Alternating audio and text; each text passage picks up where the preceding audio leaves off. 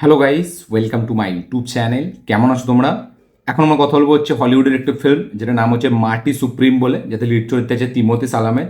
এই সিনেমাটা ডিসেম্বরে থিয়েটারে রিলিজ হয় এবং তার আগে এই ফিল্মটা নিউ ইয়র্ক ফিল্ম ফেস্টিভ্যালে এটাকে দেখানো হয়েছিল। তো মার্টি সুপ্রিম এই সিনেমাটা মানে সিনেমা বক্স অফিসে অতটা হেভি কালেকশন করেনি, বাট এই ফিল্মটার জন্য তিমোথি সালামেত কিন্তু অনেক অ্যাওয়ার্ডস জিতেছে। এবং যখন অস্কার হলো কিছুদিন আগেই, তো অস্কারে তিমোথি সালামেত এই অ্যাওয়ার্ডটা পায়নি, সেটা নিয়ে কিন্তু অনেক মানে একটা কাইন্ড অফ একটা ক্রিটিসাইজ করা হয়েছিল যে এখানে আমাদের পেয়েছিল সিনার্সের জন্য মাইকেল বি জর্ডান, বাট এখানে তিমোথি সালামেত পায়নি। তো সেটা নিয়ে অনেকে লেখালেখি অনেক কিছু হয়। তো মার্টি সুপ্রিম অ্যাকচুয়ালি ফিল্মটা পপুলার হয় অস্কারের জন্যই, কারণ তার আগে শুধু হলিউডের ফিল্মটার ব্যাপারে সবাই চর্চা ছিল, মানে সবাই জানতো যে তিমোথি সালামেতের ফিল্ম, এবং ডিউনের পর থেকে তিমোথি সালামেত খুবই পপুলার। বাট বলতে গেলে ওয়ার্ল্ড ওয়াইড একদম সব মার্কেটে আফটার অস্কার এই সিনেমাটা সবাই জানতে পারে, এই মার্টি সুপ্রিম বলে সিনেমাটা।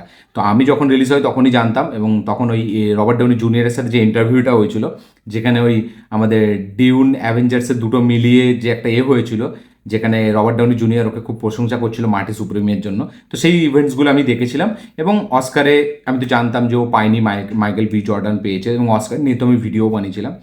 তো মার্টি সুপ্রিমে কি এমন পারফরমেন্স দিয়েছে তিমোথি সালামের, যার জন্য অস্কারে সে যে পায়নি সেটা নিয়ে এত কথা এত লেখালেখি কেন? মার্টি সুপ্রিমে কি সে মারাত্মক একটা পারফরমেন্স দিয়ে দিচ্ছে, এবং এই সিনেমাটা বক্স অফিসে অতটা হেভি চলেনি, বক্স অফিসে চলেইনি বলতে গেলে, খুবই একদম লিমিটেড একটা বক্স অফিস কালেকশন করেছে। এবং এই ফিল্মটা শুধু পারফরমেন্সের ওপরেই টিকে আছে। মানে অ্যাকচুয়ালি কিছু ফিল্ম হয় না যেগুলো মানে বক্স অফিস ম্যাটার করে না, শুধু পারফরমেন্সের জন্য ফিল্মগুলোকে মনে রাখে, মার্টি সুপ্রিম হচ্ছে তার মধ্যে একটা ফিল্ম। তো আমি দেখলাম কেমন লাগলো আমার এটা নিয়ে ভিডিওর মধ্যে কথা বলবো। তো চলো ভিডিওটা শুরু করা যাক। তো কেমন হলো মার্টি সুপ্রিম? এক লাইনে যদি আমি ফিল্মটাকে রিভিউ করি, এটা একটা কমেডি ড্রামা ফিল্ম, ঠিক আছে। এই ফিল্মটা একটা যথেষ্ট এন্টারটেনিং একটা ফিল্ম, ঠিক আছে। মানে এই ফিল্মটা আপনাকে দারুণ এন্টারটেন করবে, এবং এই ফিল্মটা পুরোটাই দাঁড়িয়েছে তিমোথির ওপর। ইয়েস, সে যে লেভেলে পারফরমেন্স দিয়েছে, মানে এখানে কিন্তু আপনার ওই ক্যারেক্টারটা বিশাল যে কাঁদছে, বা তার লুকস যে বিশাল চেঞ্জেস, এই রকম পারফরমেন্সের কথা কিন্তু আমি বলছি না। সে পারফরমেন্সটা দিয়েছে এতটা নর্মাল, এতটা রিয়েল, যে আপনি বুঝতেই পারবেন না যে ক্যামেরা চলছে এবং ও পারফরমেন্স দিচ্ছে।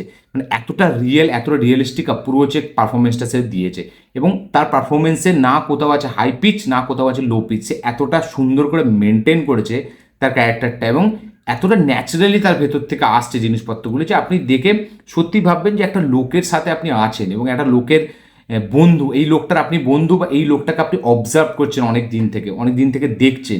এর কোনো পাশের বাড়ি আপনি কোনো চেনাশোনাকে, যে তার অ্যাক্টিভিটিসগুলোর সাথে আপনি কানেক্ট হয়ে যাচ্ছেন।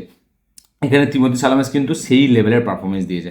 মানে এই যে কথা হচ্ছিল যে তিমোথি সালামাকে কেন অস্কারটা দেওয়া হয়নি, ঠিক আছে, মানে সে এত সুন্দর নাকি পারফরমেন্স দিয়েছে, এবং অধিকাংশ লোকে ভেবেছিল যে তিমোথি সালামেতেই মানে এইটা পাবে, অস্কারটা পাবে, কারণ মার্টি সুপ্রিমেসে নাকি বিভৎস লেভেলে পারফরমেন্স দিয়েছে। মানে খুবই রিয়েলিস্টিক, খুব ন্যাচারাল একটা পারফরমেন্সে দিয়েছে।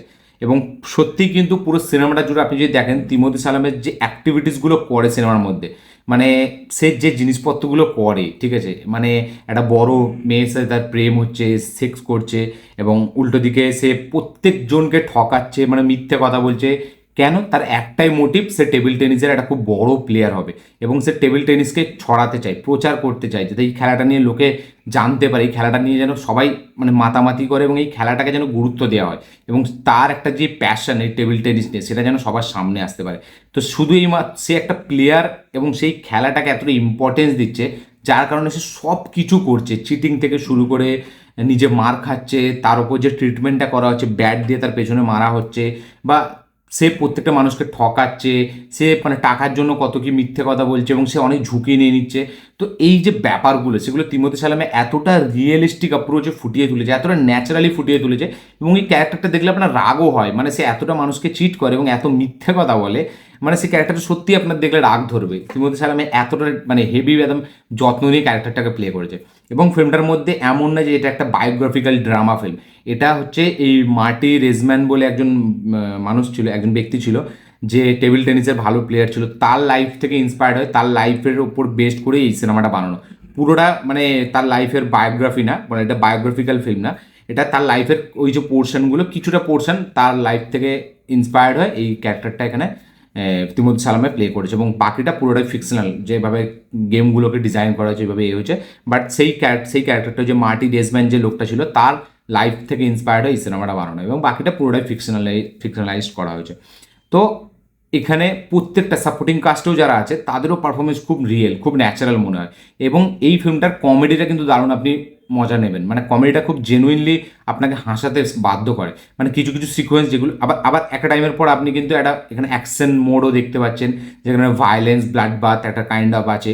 তো সেটাও একটা মানে একটা মার্টিন স্কোরসেসে টাইপ অফ একটা ফিল্মের অ্যাপ্রোচ আপনি এখানে দেখতে পাবেন, যেহেতু এই গল্পটা 90s-50s সেট, 1950 সালে, এবং সেইখানকার মানে যেহেতু ওই ব্যাকড্রপে সেট, তো সেইখানকার যে কস্টিউম বা মানে সেই সময়ের যে কস্টিউম বা সেই সময়ের যে মানুষের যে লুকস, যে গঠন, ঠিক আছে, তো সেইগুলো আপনার দেখে খুব মানে মার্টিন স্কোরসেসের ফিল্মের কথা মনে পড়বে। এখানে একটা সিকোয়েন্স আছে, একটা কুকুরকে নিয়ে টাকা নেওয়ার ব্যাপার আছে। তো সেখানে যে লোকটা, কুকুরের যে ওনারটা, সে একজনকে ছুরি মেরে দিচ্ছে এবং সে যাচ্ছে, ঠিক আছে, একটা বাড়িতে, সেখানে তাকে গুলি মারছে, মাথায় গুলি লাগছে। তো একটা কাইন্ড অফ একটা এখানে একটু হালকা ভায়োলেন্স, গোর আপনি জিনিসটা দেখতে পাবেন, ঠিক আছে, একজনের মানে এইখানে গুলি লাগছে।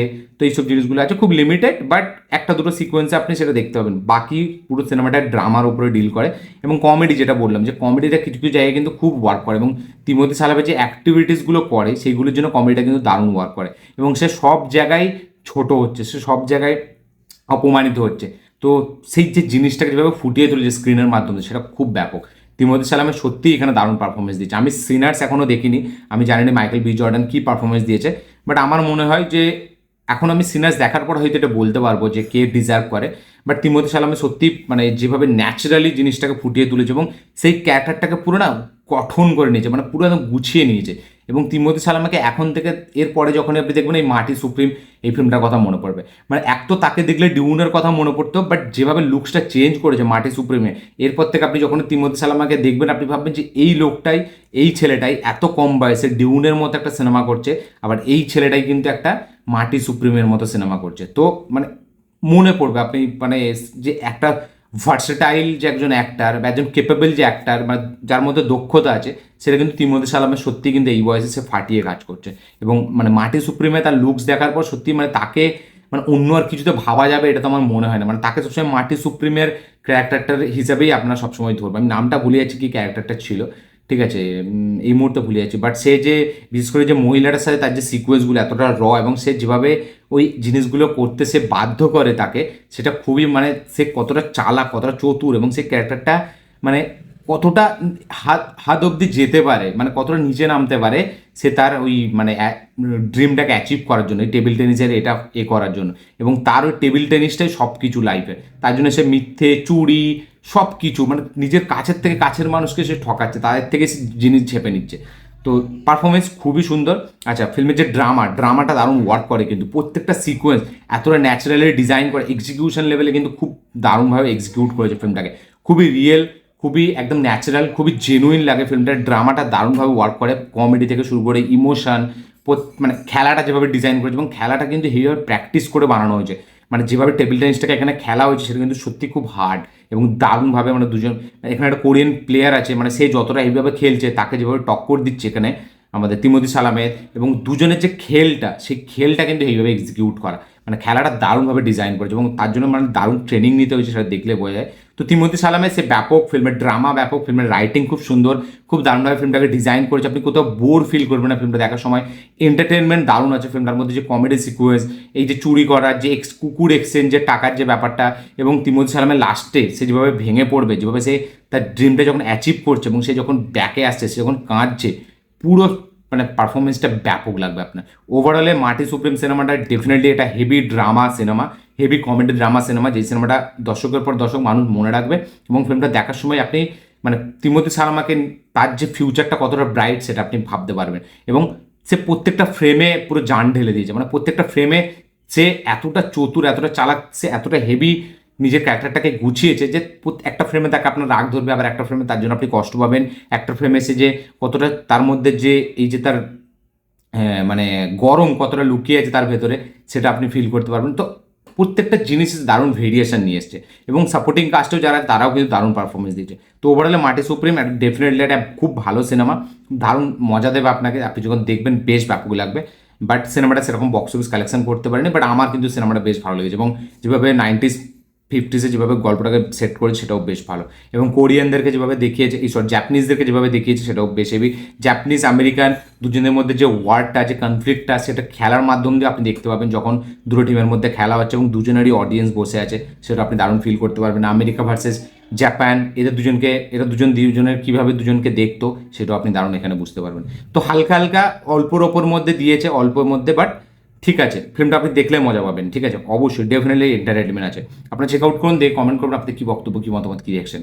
এই ছিল আমার রিয়াকশন, এই ছিল আমার ভিডিওটা ভালো থাকলে লাইক শেয়ার কমেন্ট করে দেবেন, চ্যানেল হলে চ্যানেলটিকে সাবস্ক্রাইব করবেন, বেল আইকনটি প্রেস করতে ভুলবেন না। দেখা হচ্ছে পরের ভিডিওতে, ততক্ষণের জন্য।